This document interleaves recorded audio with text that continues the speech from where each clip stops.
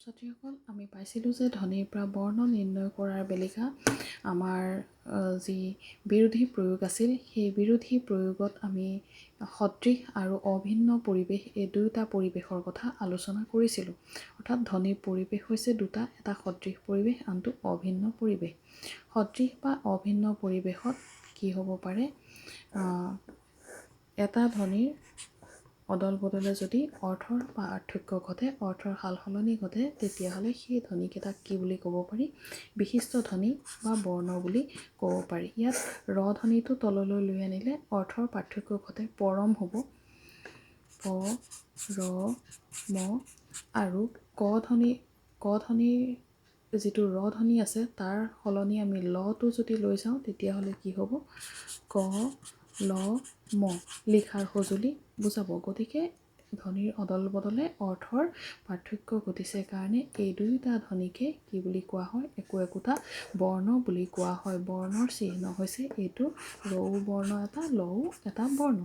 ঠিক তেনেকৈ এইটো কমল, ল, ম আৰু দ ধ্বনিৰ অদল বদলে কি হ'ব পাৰে? অৰ্থৰ সালসলনি ঘটিব পাৰে। যেনে দ ধ্বনিটো যদি ওপৰত দি দিওঁ তেতিয়াহ'লে তাৰ অৰ্থ হ'ব কদল, আৰু এই ম ধ্বনিটো যদি তললৈ দি দিওঁ তেতিয়া তাৰ অৰ্থ হ'ব কমল। এইটো হ'ব কদল, নামনি অসমৰ এটা শব্দ।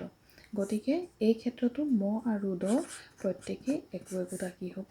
বিশিষ্ট ধ্বনি বা বৰ্ণ। এনেদৰে ধ্বনিৰ পৰিৱেশ সদৃশ আৰু অভিন্ন পৰিৱেশত যদি দুটা ধ্বনিৰ অদল বদলে অৰ্থৰ পাৰ্থক্য ঘটে তেতিয়া তাক কি বুলি কোৱা হয়?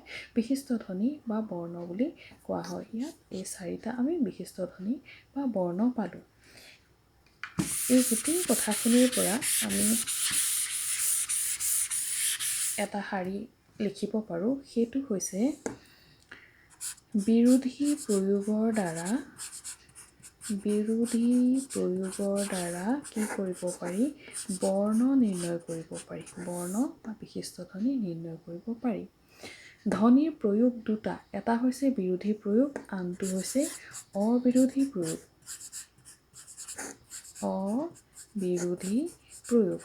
অবিৰোধী প্ৰয়োগৰ দ্বাৰা কি কৰিব পাৰি? উপধ্বনি নিৰ্ণয় কৰিব পাৰি।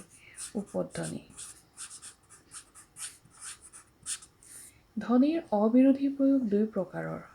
এটা হৈছে পৰিপূৰক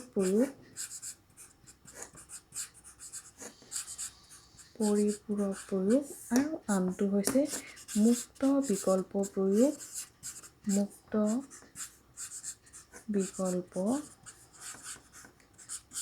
বা অয়ত বিকল্প প্ৰয়োগ,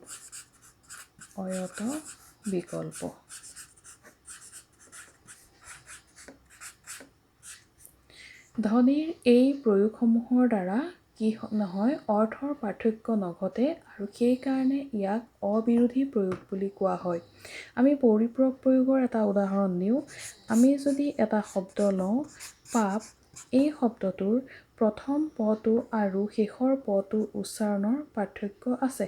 প্ৰথম পটো উচ্চাৰণ কৰিলে ওঁঠ দুটা মেল খাই যায় আৰু দ্বিতীয় পটো উচ্চাৰণ কৰিলে ওঁঠ দুটা জাপ খাই যায়। কিন্তু এই দুয়োটা পধ্বনি দেখাত একেই, কিন্তু দুয়োটা পধ্বনিৰ উচ্চাৰণ বেলেগ বেলেগ। এই পটো আমি অকলশৰীয়াকৈ উচ্চাৰণ কৰিব নোৱাৰোঁ। গতিকে এই দুয়োটা পকেই এটা সদৃশ ধ্বনিগোটৰ অন্তৰ্গত কৰিলোঁ, আৰু সেই ধ্বনিগোটটোক কোৱা হয় বৰ্ণ। প এটা বৰ্ণ। এটা বৰ্ণৰ অন্তৰ্ভুক্ত হোৱাৰ পিছত এই পৰ অন্তৰ্গত প্ৰতিটো পকেই একোটা উপধ্বনি বুলি কোৱা হ'ব। এইটো হৈছে উপধ্বনিৰ চিহ্ন। এই পটোক অলপ বেলেগকৈ দেখুৱাবৰ কাৰণে তলত এটা আঁচ দি দিলোঁ। অৰ্থাৎ এই পৰিপূৰক প্ৰয়োগ হৈছে কি? সদৃশ ধ্বনিৰ কিছুমান সমষ্টি যাৰ দ্বাৰা কি কৰিব নোৱাৰি? অৰ্থৰ পাৰ্থক্য ঘটাব নোৱাৰি। পৰিপূৰক প্ৰয়োগ সদৃশ ধ্বনিৰ কিছুমান সমষ্টি যাৰ দ্বাৰা কি কৰিব নোৱাৰি, অৰ্থৰ পাৰ্থক্য ঘটাব নোৱাৰি। পাৰ্থক্য ঘটাব নোৱাৰি কাৰণে তাক অবিৰোধী প্ৰয়োগ বুলি কোৱা হয়। এতিয়া আন এটা প্ৰয়োগ চাম, সেইটো হৈছে মুক্ত বিকল্প বা অয়ত বিকল্প প্ৰয়োগ। ইয়াত যেনেকৈ আমি চকুৰে একেই দেখা ধ্বনি দুটা পাইছিলোঁ, মুক্ত বিকল্প প্ৰয়োগত আমি চকুৰে দেখাত বেলেগ বেলেগ দুটা ধ্বনি পাম। এয়া এটা ধ্বনি হৈছে, দুটা শব্দৰ দিওঁ, এটা হৈছে শেষ, আনটো হৈছে শেষ। এই শব্দ দুটাত স আৰু হ দুটা বেলেগ বেলেগ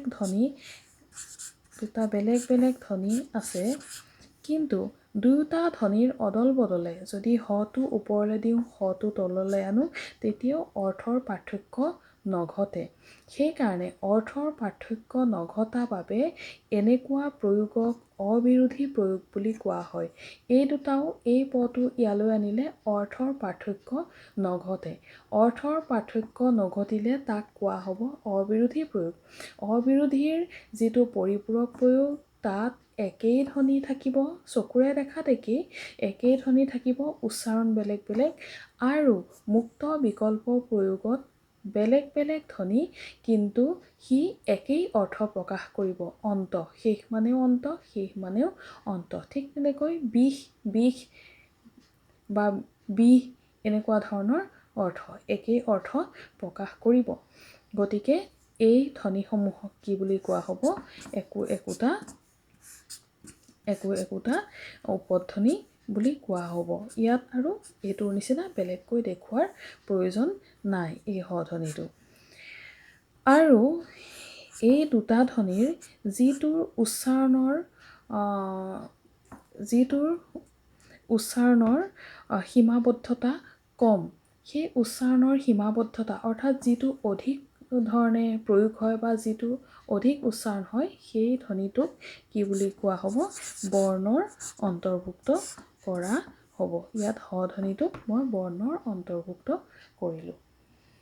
এনেদৰে কি কৰিব পাৰি, মুক্ত বিকল্প প্ৰয়োগৰ দ্বাৰা কি কৰিব পাৰি, অবিৰোধী প্ৰয়োগ বা অৰ্থৰ পাৰ্থক্য নঘটা প্ৰয়োগ আমি দেখুৱাব পাৰোঁ। এতিয়া আমি গম পালোঁ যে অবিৰোধী প্ৰয়োগৰ পৰা উপধ্বনি নিৰ্ণয় কৰিব পাৰি। উপধ্বনি, এয়া প আৰু প দুটা উপধ্বনি, ইয়াত হ আৰু হ দুটা উপধ্বনি। আৰু অবিৰোধী প্ৰয়োগ দুই প্ৰকাৰৰ, এটা হৈছে পৰিপূৰক প্ৰয়োগ, আনটো হৈছে মুক্ত বিকল্প প্ৰয়োগ।